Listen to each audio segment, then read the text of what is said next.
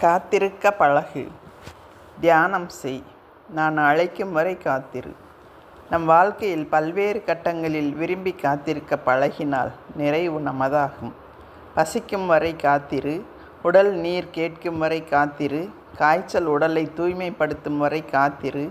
சளி வெளியேறும் வரை காத்திரு. உடல் தன்னை சீர்படுத்தும் வரை காத்திரு. பயிர் விளையும் வரை காத்திரு. உலையில் அரிசி வேகும் வரை காத்திரு. கனி கனியும் வரை காத்திரு. எதற்கும் காலம் கனியும் வரை காத்திரு. செடி மரமாகும் வரை காத்திரு. செக்கு எண்ணெய் பிரிக்கும் வரை காத்திரு. தானியத்தின் உமி நீங்கும் வரை காத்திரு. தானியம் கல்லில் மாவாகும் வரை காத்திரு. துவையல் அம்மியில் அரைபடும் வரை காத்திரு. தேவையானவை உன் உழைப்பில் கிடைக்கும் வரை காத்திரு. உணவு தயாராகும் வரை காத்திரு.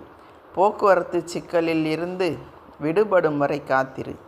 நண்பர்கள் பேசும்போது தாம் கூற வந்த கருத்துக்களை அவர்கள் கூறி முடிக்கும் வரை காத்திரு. பிறர் கோபம் தணியும் வரை காத்திரு. இது உன்னுடைய வாழ்க்கை, ஓட்டப்பந்தயம் அல்ல. ஓடாதே, நில், விழி, பார், ரசி, சுவை, உணர், பேசு, பழகு, விரும்பு. உன்னிடம் காத்திருப்பு பழக்கம் இல்லாததால் வாழ்க்கை முறைக்கு சற்றும் பொருந்தாத தேவையில்லாத பொருட்களும் செய்திகளும் உன்மேல் திணிக்கப்படுகிறது. உன் மரபணுவிற்கு சற்றும் சம்பந்தமில்லாத விஷ உணவுகள் உன்மேல் திணிக்கப்படுகிறது.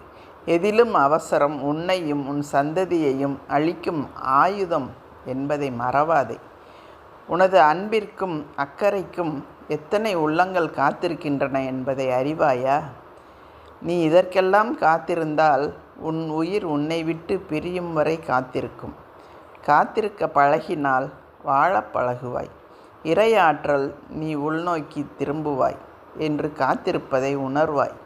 எல்லையற்ற அமைதி, ஆற்றல், அபரிமிதம் உனக்காக காத்திருப்பதை உணர்வாய்.